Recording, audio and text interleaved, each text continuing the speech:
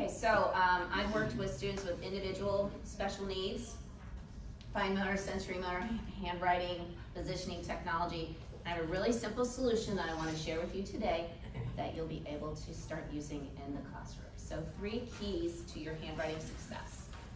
The first key is placement, the second key is practice, and your third key is positioning. So it's improving handwriting is not about doing more work or trying harder. It's having a system that works for you, understanding the right approach, and using tools that work with you, not against you.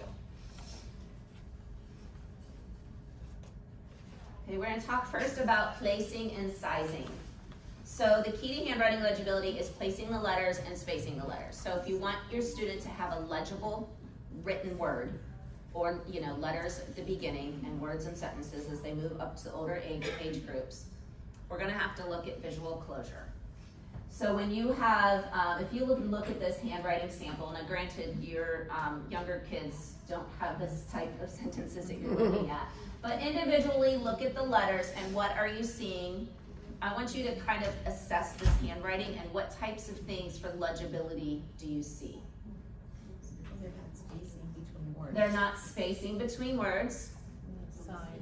The size of the letters is inconsistent. They're floating all over the place. The floating letters are not bumping the line, right? They're not sitting on the line. They're tracing over and over. They're over tracing, yes. Erasing is also a skill that requires a tripod grasp. Obviously, when they're trying to erase big things, they're going to go back to the, revert back to a fisted grasp. But we can also teach the skill of erasing. And one of the things you want to look at with making this more legible is differentiating that visual closure. So if you have a U or an A, very times, if it's meant to be an A and it's open like a U, then it's gonna change the word, okay? Okay, so there are ways to address placement on the line, bumping the lines, and spacing of the words. You can have teacher-made spacing guides, so you might have where you've got a guideline for where they space their letters. You can use a little tool called a spaceman. You can make a spaceman really easily by taking like a clothespin and just printing a little picture of a spaceman, and he can sit inside the little clothespin, and then you write a word and you stick the spaceman down, and then you write your next letter and you put the spaceman down. You can highlight your baseline. How many of you use highlighted paper? Okay, so in my Legiliner world, one of the things that we have is a highlighted line or a shaded line. And so, let me turn my bird. When you draw your line out across the page, the bottom is shaded. And so that can give a student the visual cue for how to size their letter. You can also use washi tape. So this is washi tape. And you can pull it off and lay it on the paper, and then the student can write, and the lowercase half of the letter would go over the washi tape. Does it write on there easily? Yes. On the washi tape? Yeah. Like with even his pencils? More, I mean, it would depend on what, I usually typically use with markers and pens. Oh, okay, thank you. It's like the Scotch tape, not the clear, but like the Like the- opaque. Yeah. The highlighted, the one you done. So, what would be an example letter, or can you give us an example? So when you're writing like your letter, if you can see this, it's a pencil. When you're writing your letter H, that the hump of the H stays in the base part of the letter. Okay, my pencil broke. Let's see. I'll use a marker. So it. Okay, I see that. Okay, so if it was a G, Then it would go below. Go below the, okay. Yeah. Okay. Okay, so that, some people use a yellow highlighter. So if you have regular lined paper and you draw that out on your paper like that, and then you take a yellow marker and just trace across the bottom. So that can highlight that bottom half of the line, and that's an adaptation that you can use to help students to write where their lowercase letters are placed.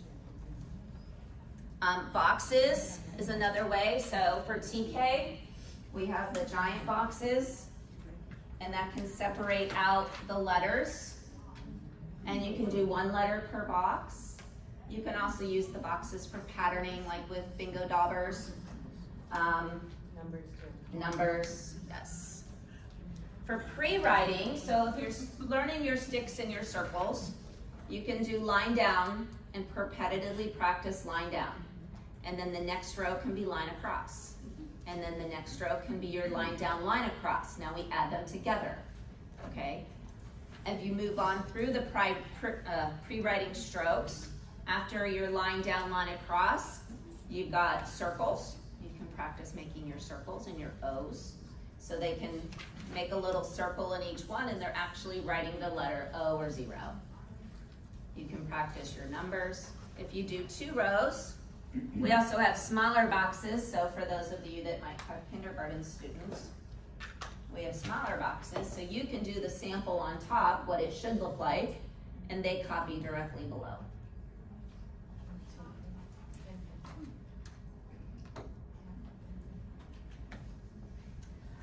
Some of the things that we want the students to learn is the top line, middle line, and baseline. Any of you teach foundations? Okay, so foundations uses cloud line, plane line, grass line, worm line. I prefer top line, fence line, and baseline. Top line, baseline, or bottom line. We need to teach that language to the students. So one student may learn top line, baseline. Another student that comes into your classroom may learn cloud line, grass line, worm line, things like that. So we have to make sure that we're all on the same terminology when we're bringing those kids into our class. I don't know what they've been taught at home either. So those are some things. What do you guys prefer to use in your TK classrooms? Do you use words like that yet? No. Not doing the lines yet? No. Okay. Right. How about A piece of paper. kindergarten and first? I use headline, midline, baseline. Headline, midline, baseline, okay? I remember top, baseline, bottom. Top, baseline, bottom, okay? Some teachers use guideline for the middle class. The guideline for the middle, okay? So the letters that go below the line, we call them officially descending letters, but sometimes we call them below the ground letters, underground letters, underwater letters, like if that's your water line, you can call them underwater letters.